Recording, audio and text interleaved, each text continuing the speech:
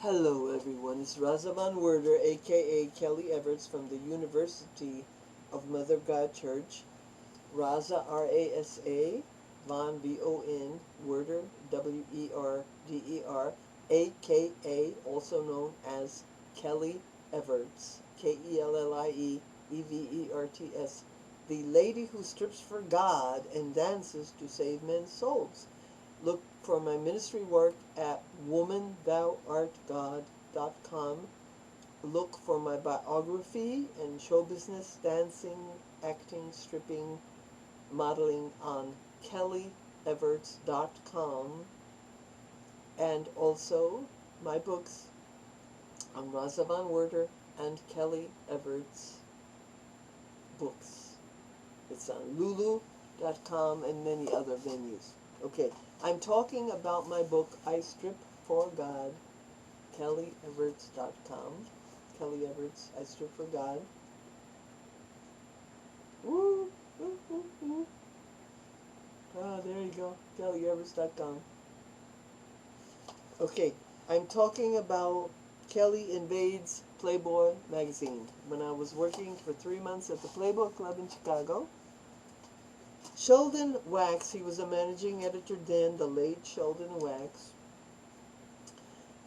was taken aback by my impromptu visit. I didn't think they had steady visitors up there. Most of their work is writing, editing, layouts, research. It is more of an intellectual world, a writer's, editor's world. He did not have me sent back. He came out to see what I wanted. I just went up there and said, I would like to see the editor, the managing editor. I knew his name, I guess, because he had done me a favor in the past. When I introduced myself, he was kind enough to let Joy, my girlfriend Joy Lenoir, and myself go back to his office way at the other end of the floor. The Playboy building is very beautiful, both on the outside and the inside. On the inside, as far as I recall, they have 9 floors or so, and each floor is exquisitely decorated with art that was especially made for and featured in Playboy.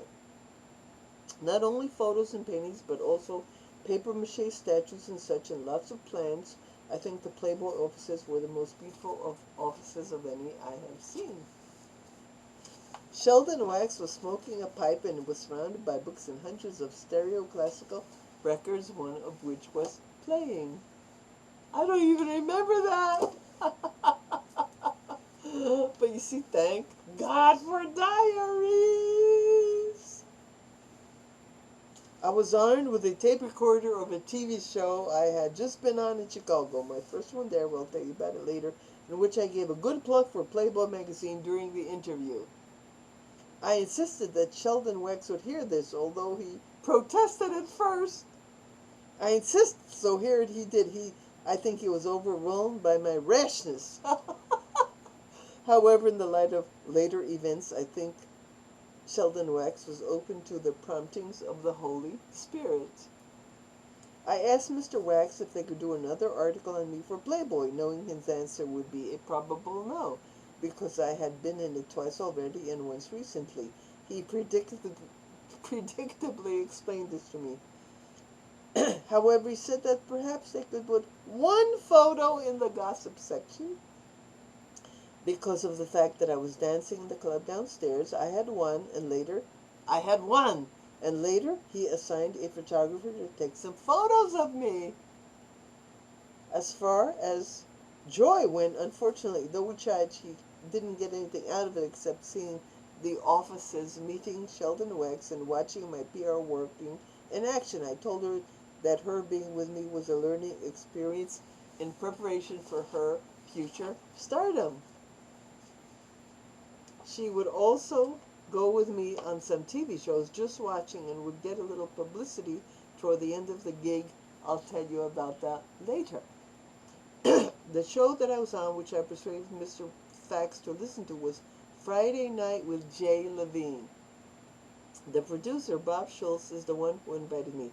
Later, he would move to Los Angeles and would be instrumental in getting me on the Real People show. See, I don't remember that at all. Not at all. When he called. I was so thrilled. I was beside myself. The PR was beginning to work. I obeyed God, and it was bearing fruit. See? Bob Schultz, the one who invited me, we moved to Los Angeles. See, I didn't even know that. See, networking, networking, networking. Don't put your thumb down on anything. Meet all the people you possibly can. Because something can come out of it. You see, this proves it right there. Here, I met this producer in Chicago.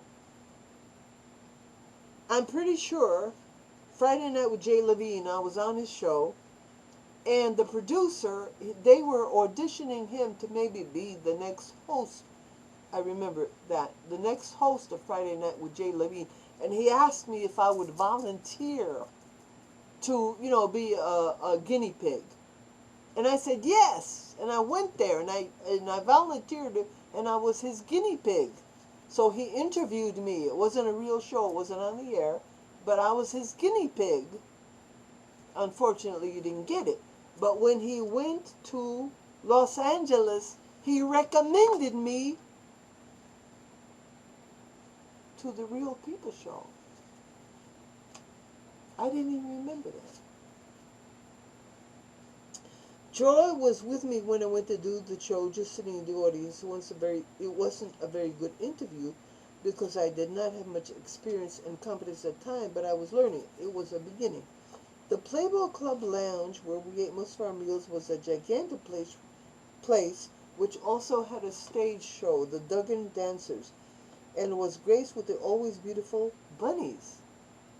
One of the features of the lounge was television sets placed throughout the whole area where people could see various shows which had been taped. I asked them to tape my show, which they did, and they played it over and over at least 4 or 5 times, to my knowledge. When the other people in the show saw me on this TV show, they were amazed. The one who aided me, Joey and company, was very upset. Again, they figured it wasn't another fluke of Kelly Everett's and probably the last show they would get on. She would get on, but they would see more of Kelly Everett's again and again. I contacted every medium in Chicago, even the black paper. I don't play games. I did not only try to contact TV shows, but also every magazine and newspaper that I could get on in Chicago. The reason I was so successful was because I had the unction of the Holy Spirit. Also, I contacted everyone, even the black paper in town. Even my friend Joy, who was black, didn't get into the Chicago Defender, but I did. I saw the paper and thought, why not? Black people appear in white papers, so why can't a white person appear in a black paper? I sent them a letter and a photograph where I was sporting a real dark suntan. The editor called me up and in a discreet way asked me if I was a lady of color. Oh, this is hilarious. I told him none of us really know who we have in our background. You don't know who your father is, right? But presumably I was white. I couldn't lie about that. He decided to interview me anyway, thank God. So we made an appointment. He met me downstairs in the lounge for our interview. What a gentleman he was. Tall, distinguished, well-spoken, and spiritual. He told me a very interesting thing. He had made a vow never to set foot in the Playboy Club and had broken his promise to come to see me. Oh, this is a good one. I asked him why. He said he had joined the Playboy Club way back when it first started, and somewhere down south a new club opened up. Because he had a key, he took a few of his friends, and they all went down there. His friends were darker than he. This man was kind of a light mulatto color. And the Playboy Club refused entrance to his friends, but said he could come in. Of course, he wouldn't enter without his friends and was insulted.